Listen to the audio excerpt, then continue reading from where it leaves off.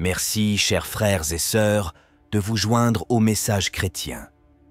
L'archevêque Vigano, un chef spirituel respecté, a récemment transmis un avertissement profond et urgent de Jésus à l'humanité concernant l'arrivée imminente du mois d'octobre. Jésus a prédit qu'il se retirerait des messes.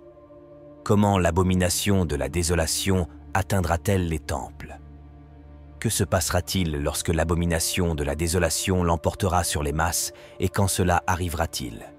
La fin des temps aura un grand déclencheur selon Jésus.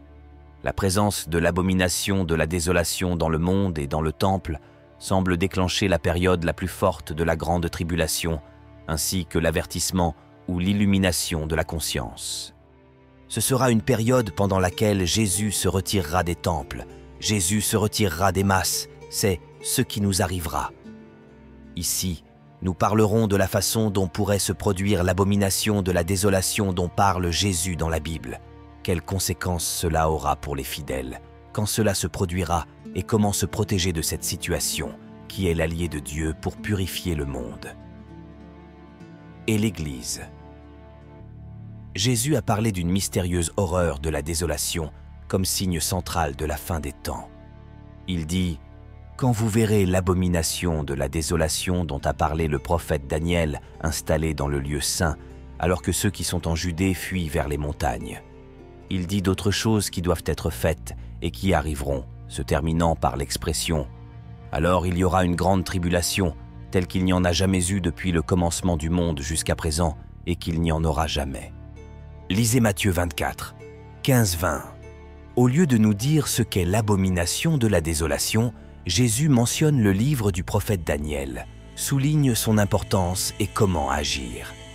Alors que Daniel 9, 24-27 prédit la venue du Messie, sa mort, la destruction de Jérusalem et l'établissement du royaume de Dieu, ce texte qui contient la prophétie des 70 semaines a été interprété de différentes manières et ne nous arrêterons pas ici pour établir quand la dernière semaine sera accomplie.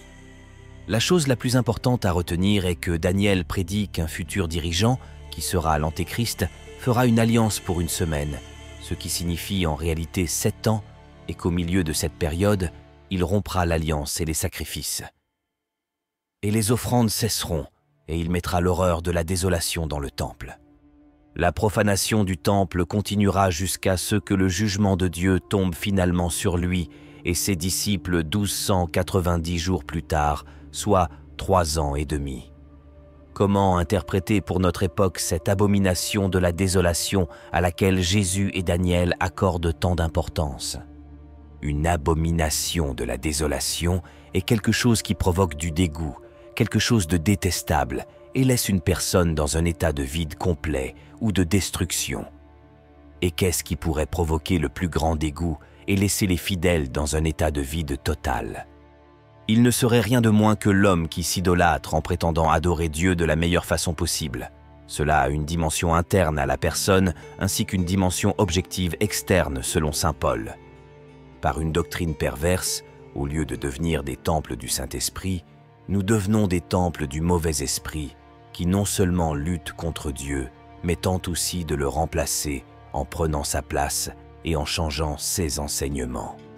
Il s'agit d'une apostasie individuelle qui, lorsque beaucoup souffrent, commence à être collective.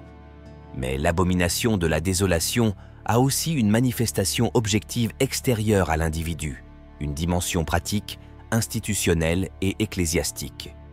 C'est alors que le plus grand sacrement laissé par Jésus est perverti de telle manière qu'il expulse le Seigneur du temple et que les fidèles sont obligés de l'accepter. Et cela se produira lorsque la hiérarchie ecclésiastique modifiera vraisemblablement les prières de consécration de l'Eucharistie et de la Sainte Messe. Il n'y a rien de pire sur le plan institutionnel car cela signifie l'expulsion de Jésus de la messe. Cela signifie que le pain et le vin ne deviendront plus la présence réelle de notre Seigneur Jésus-Christ, car les prêtres n'utiliseront plus les paroles correctes données par Jésus à la scène pour que ce grand miracle ait lieu sur les autels. Ce sera donc une messe invalide parce que la transsubstantiation n'aura pas lieu par l'intermédiaire du prêtre et les fidèles seront trompés en disant qu'elle a lieu. Cela a probablement été prophétisé par diverses apparitions et messages de Jésus et de Marie. Nous souhaitons donc vous informer sur les maux qui produisent aujourd'hui la transsubstantiation et ceux qui doivent être préservés. Le prêtre prend l'hostie dans sa main, et les paroles de consécration prononcées in persona Christi sont: celui qui, à la veille de sa passion, prit le pain dans ses mains saintes et vénérables, et levant les yeux au ciel vers Dieu, son Père Tout-Puissant, en rendant grâce, il le bénit, le rompit et le donna à ses disciples en disant: prenez-le tous et mangez-le, car ceci est mon corps qui sera donné pour vous. Et puis le célébrant prend le calice avec le vin dans ses mains et dit: de même, après le souper, il prit ce glorieux calice dans ses mains saintes et vénérables, en rendant grâce, vous bénit et le donna à ses disciples en disant: prenez et que vous en buviez tous, car ceci est la coupe de mon sang, le sang de l'alliance nouvelle et éternelle, qui sera versé pour vous et pour la multitude, pour le pardon des péchés. Faites ceci en ma mémoire. Lorsque cette formule sera changée, il y aura une véritable profanation du temple, car au lieu que la messe accomplisse le plus grand acte d'adoration de Dieu, qui est l'Eucharistie, elle accomplira le plus grand acte de perversion, qui est l'auto-absorption de le prêtre. Il dira ses propres paroles de consécration qui ne sont pas celles de Jésus, et il ne sera plus là. Mais le célébrant croira qu'il est là, tout comme les fidèles apostats qui le partagent. L'abomination de la désolation individuelle, l'apostasie, se produit déjà au niveau des fidèles et de la hiérarchie vaticane et s'accentue. Lorsque la profanation de la messe se produit à cause de la falsification des paroles de consécration, le Seigneur se sentira déshonoré comme jamais auparavant et enverra l'avertissement ou l'illumination de la conscience. Certains messages disent que la hiérarchie apostate obligera les prêtres à accepter de nouvelles prières de consécration basées sur l'œcuménisme avec les protestants et que les prêtres qui résistent seront automatiquement éliminés ou excommuniés. Si cela se produit, il n'y aura plus de prêtres fidèles au service du Seigneur et il y aura de grandes persécutions contre les fidèles catholiques. Diverses précautions ont été suggérées lors de diverses apparitions. Premièrement, Maria Giulia Jaeni a reçu la croix du pardon lorsque les saints prêtres manquent pour la confession sacramentelle. Deuxièmement, l'Église catholique sera la plus persécutée. Mais si l'Église orthodoxe est encore debout, elle pourra participer à ses services, car aujourd'hui, les deux Églises reconnaissent mutuellement la validité des sacrements administrés par l'autre.